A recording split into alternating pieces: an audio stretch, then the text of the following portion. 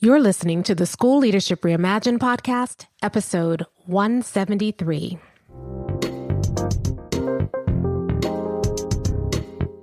How do builders like us make a dramatic difference in the lives of our students in spite of all the obstacles we face? How do you keep your vision for your school from being held hostage by resistant teachers, uncooperative parents, ridiculous district policies, or a lack of time, money, or resources? If you're facing those challenges right now, here's where you'll find the answers, strategies, and actionable tips you need to overcome any obstacle you face. You don't have to wait to make a difference in the lives of the people you serve. You can turn your school into a success story right now with the people and resources you already have. Let's get started. Hey builders, welcome to another episode of the School Leadership Reimagined podcast. I'm your host, Robyn Jackson, and today we're going to talk about something that a lot of us don't like to talk about, me included.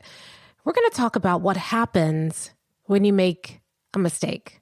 Now, most of us hate making mistakes. I know I do. And as hard as I try, I still make them. We all do. And so I thought it would be a good idea for us to talk about how to recover when you make a mistake and how to do it like a builder. Now, before we jump into that, though, I have a couple of things I want to share with you. First of all, today is an exciting day because today is the day that you can start getting your tickets for our next Builders Lab. Now, our next Builders Lab is coming up very shortly. In fact, we're going to be having it January 30th through February 1st. And if you know anything about Builders Lab, you know this. Tickets go fast. So today is the first day you can get your ticket. And all you need to do to get your ticket is you need to go to mindstepsinc.com/builders-lab. That's mindstepsinc.com/builders-lab. Now, a couple of things to think about if you're thinking about coming to Builders Lab. We have found that we get more engagement and more breakthroughs at Builders Lab when we do it virtually. And so even though a lot of people are gathering and coming back together, we're keeping Builders Lab virtual for now because people are interacting more in the virtual experience. We have really honed in on how to make that virtual experience a 360-degree experience. And so when we considered whether or not we were going to go back to a live event, and maybe someday we will, but right now, the virtual event is working and it's allowing us to reach more people, to help people to get more interaction, including more interaction with me and helping people to get more interaction with each other. This is not your sit and get Zoom class. People are like, oh, I don't want to be on Zoom all day. I get it because I've been in some trainings where it is excruciating. But we do things differently when we're doing Builders Lab because at Builders Lab, we start out the experience before the day even starts, before you even get to Builders Lab. We send you a box, and in that box are all kinds of things, and they're all wrapped up, and we don't open everything at once. We open the boxes inside the box over the course of the 3 days we're together. So there's always something new to open, and we see this as a truly 360-degree experience, which means that we cover all the senses. We have feast for the eyes and for the ears and for your tongue and so we're looking at all of your senses, things that are tactile that you can touch, things that you can feel. And so we're doing everything we can to make this an amazing experience. And one of the reasons why people like it so much is that they don't have to go anywhere. So you can do this from your home. You can do this in your office. It's a great way for you to get an experience that is a truly, valuable and meaningful professional development experience, but you don't leave your family. You don't have to, once a day is over, you can go have dinner with your family. Or if you don't have a family, you can go, do the things that you want to do in your home. Your home. You don't have to leave and sit in a hotel and try to figure out, okay, where we're having dinner tonight and all of that. Listen, I love to travel more than most. I've spent the last almost 20 years traveling. So I know that it's nice to get away and then have an away experience.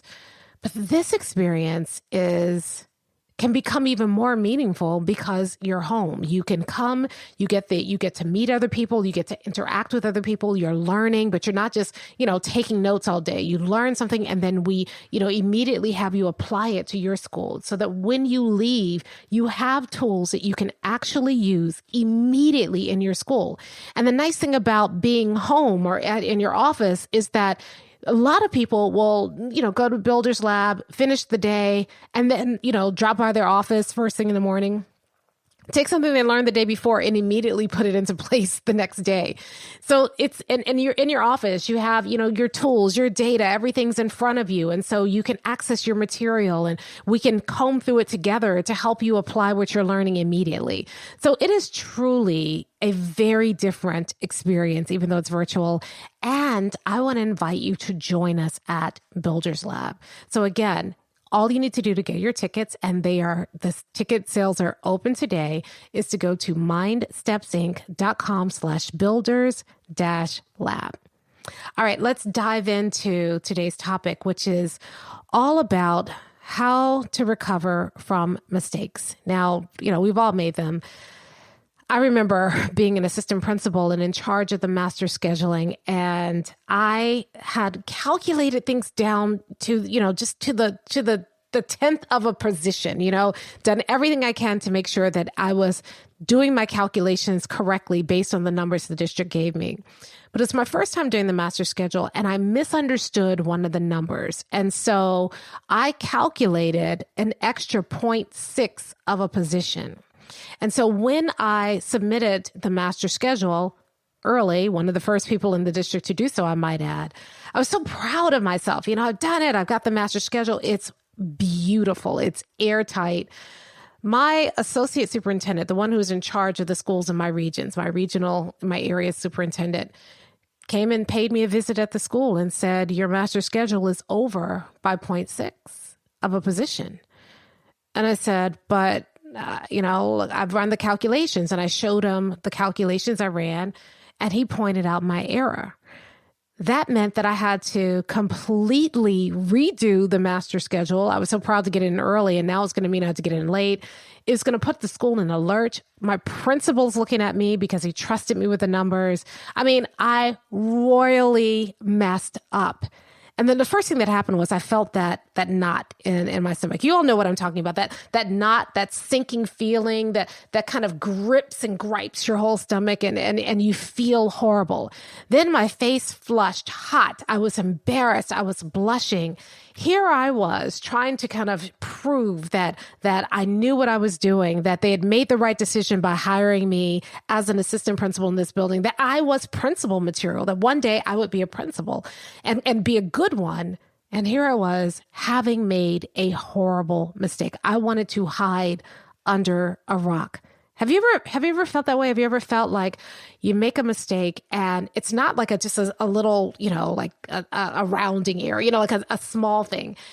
It's a big mistake. It's a costly mistake, and everybody's watching. Everybody's looking at you. Well, in that moment, what do?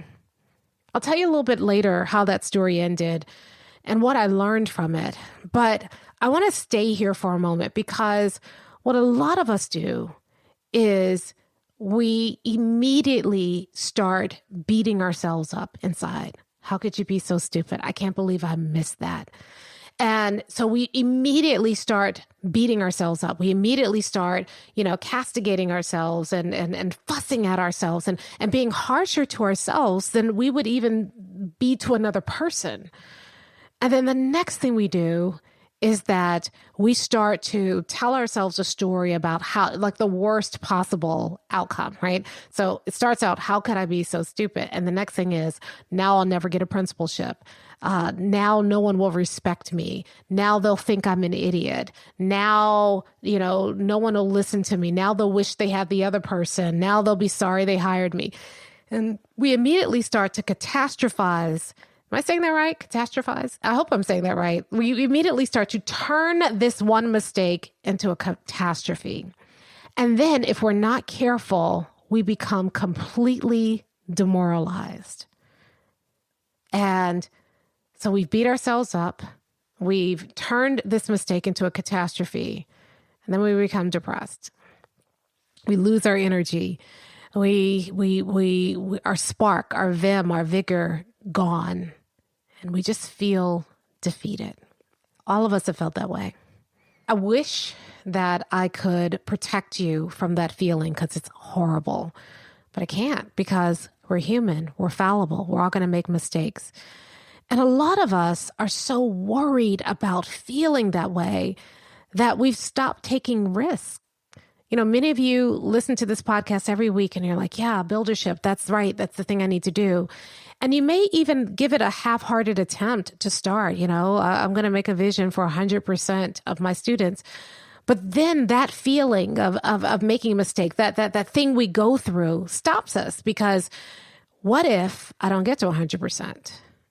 I'm going to have that knot in my stomach when after 3 years I post my numbers and we're not at 100% and I said we were going to get there. What if I don't get to 100%? People are going to look at me differently. I'm going to feel like a failure. Nobody will ever believe me or trust me again. And so the fear of feeling the way that we feel when we make a big mistake keeps us from taking the kinds of risk that you need to be able to take in order to build something better for students.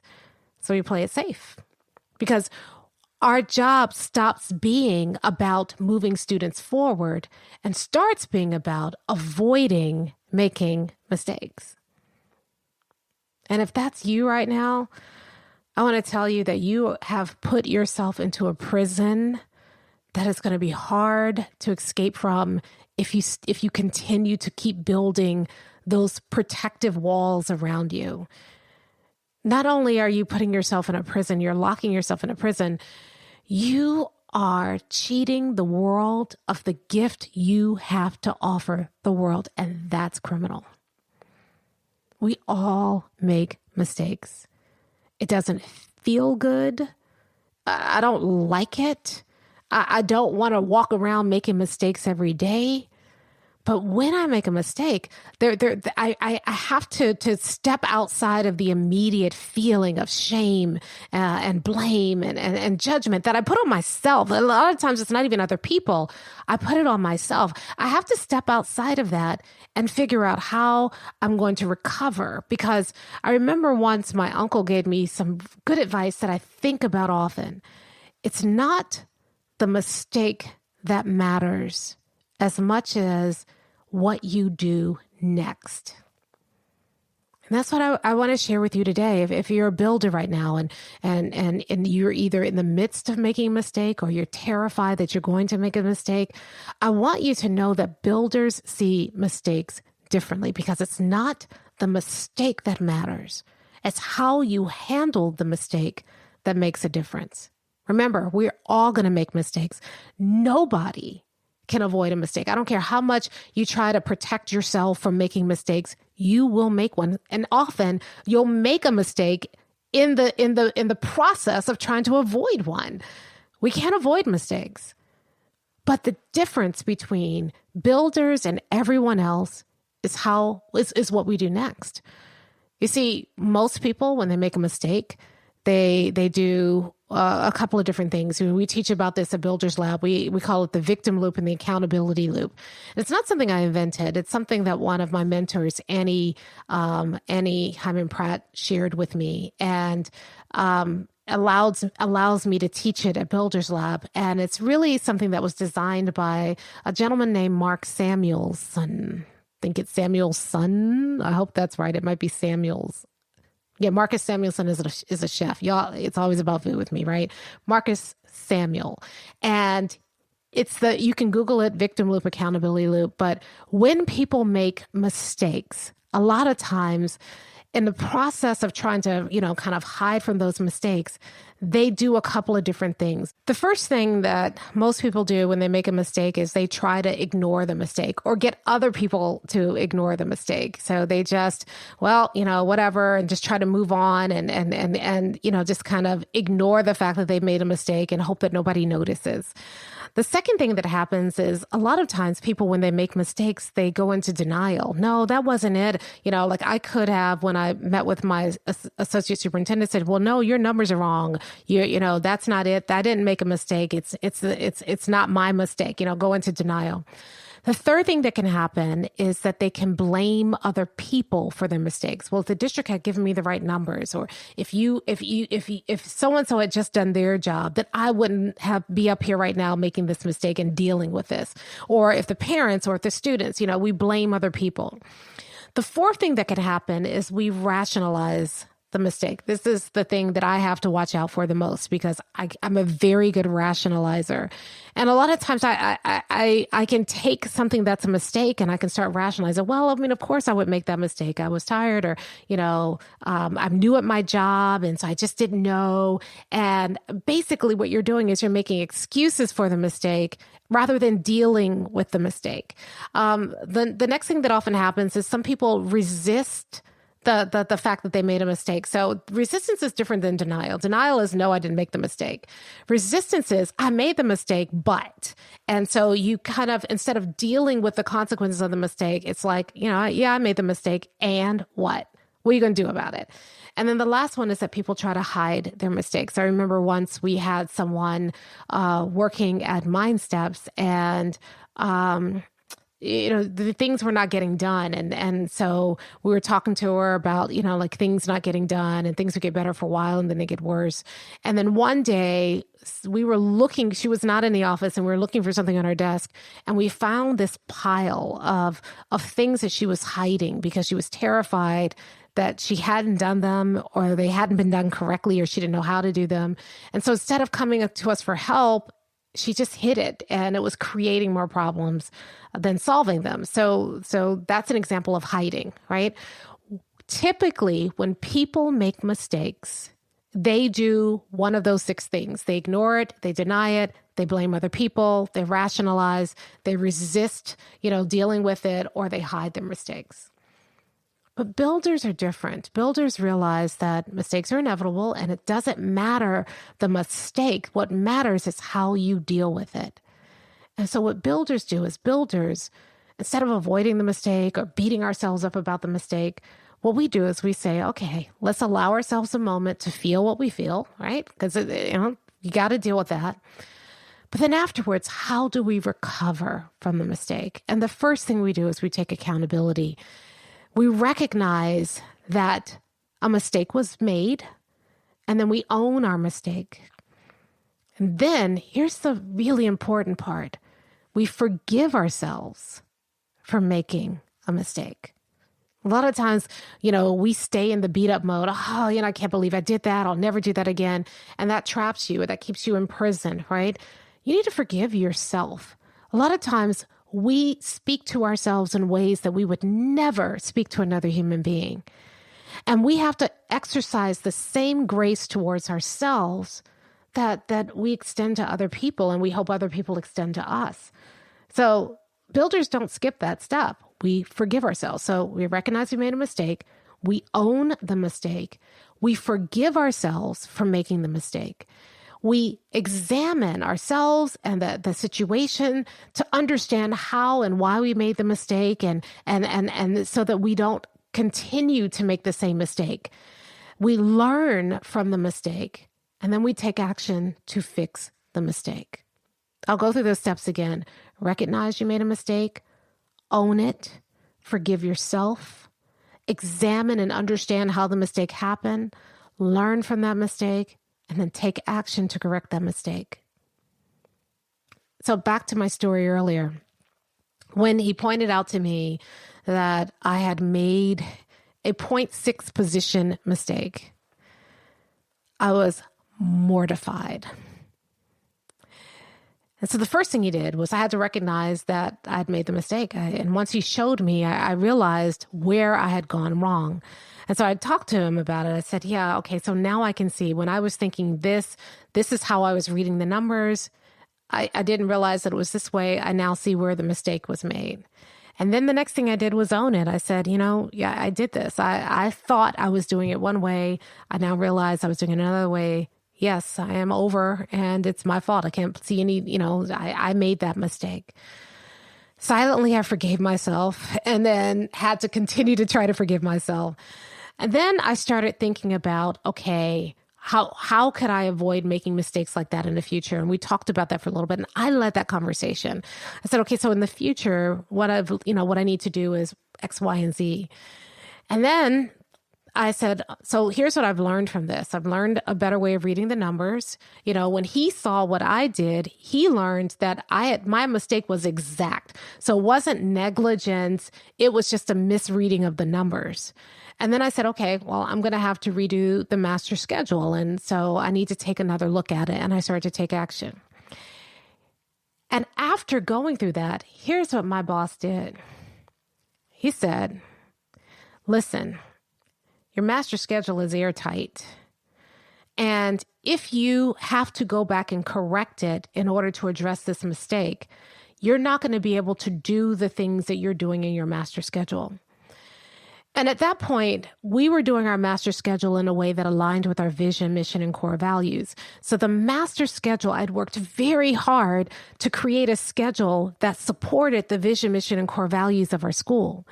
And he knew that. He could see that. And he said, if I make you redo it, you may not be able to accomplish what this master schedule accomplishes.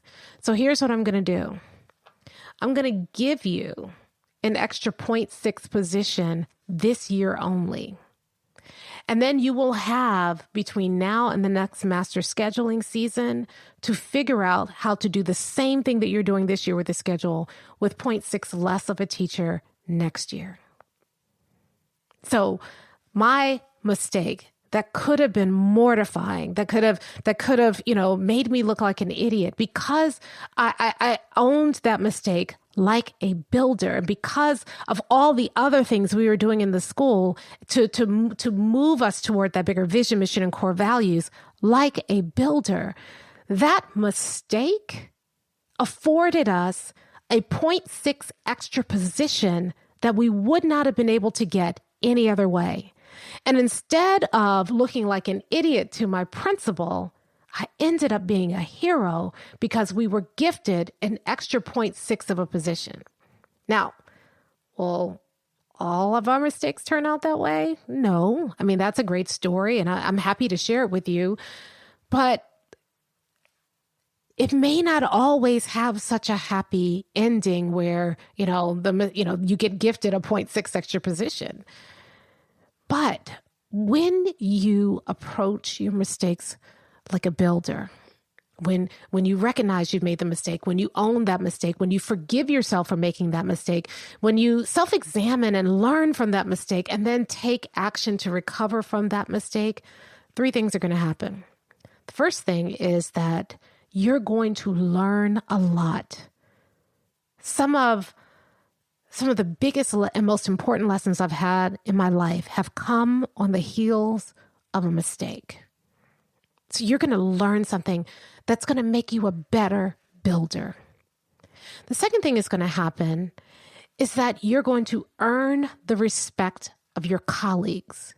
Because remember, it's not that you made a mistake. We all make mistakes. It's how you recover from a mistake that's going to set you apart. And if you do it right, everybody's watching. They're the people who are actually involved in the mistake, and then there's that silent audience, and you don't know who those people are. But you earn their respect because of how you recover from that mistake that helps them trust you more, that helps them believe in you, that helps them believe that you mean what you say, that you're not going to do any harm when you can help it. And so you're going to earn their respect. And the third thing, and this is the most important thing, is that you will create an opportunity to turn that mistake into a blessing. Now, it may be that you get a 0.6 position, maybe. It may be that you, as a result of making that mistake and recovering from that mistake, develop humility. Maybe the story of what you learned from that mistake will become a story that you will share over and over and over again that will encourage other people. Maybe the way that you recovered from that mistake help you realize some holes or gaps in your system that you now can work to fill so that that mistake doesn't happen again, which means the whole system gets better. But if you take every mistake and you approach it from the perspective of a builder, remember, one of the things that makes you a builder is your willingness to take anything that life hands you, any material, and use it to build. There's an old saying, I love this, I take the bricks other people throw at me and use it to build something better. That's what you're doing with your mistakes. If you can stop trying to avoid mistakes, recognize that they're going to happen. Don't go running after mistakes and just saying, well, it's going to happen. Let me just make a mistake. But recognize that mistakes are going to happen. And when they do, turn those mistakes into opportunities to make you better, to make everyone around you better, to make your organization better. Then you never have to be afraid of making a mistake again, because as I always say, when you're a builder, even when you lose, you win. So if you find yourself terrified about making mistakes because you're worried about how you're going to look, or you're worried that you're going to mess things up, or you're worried that you'll lose the respect of your staff, or you just hate making mistakes like I do, then I want you to know that you don't have to be afraid of mistakes. Because it's not the mistake that matters as much as how you recover from the mistake. And if you do that like a builder, then you can recover from mistakes in a way that make you and everybody around you and your organization better. So my challenge for you this week is to start embracing your mistakes. And I know that sounds weird. Like, nobody wants to make mistakes. I'm not saying go just become a mistake-prone person. But instead, when you have the opportunity when you make a mistake, embrace that as an opportunity to turn that mistake into a blessing, because you dealt with that mistake like a builder. I'll talk to you next time.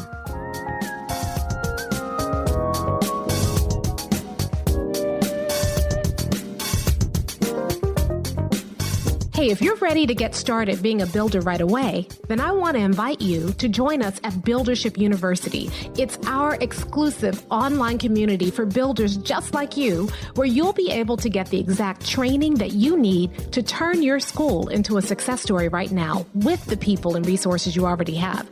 Inside, you'll find our best online courses, live trainings with me, tons of resources, templates, and exemplars, and monthly live office hours with me, where you can ask me anything and get my help on whatever challenge you're facing right now.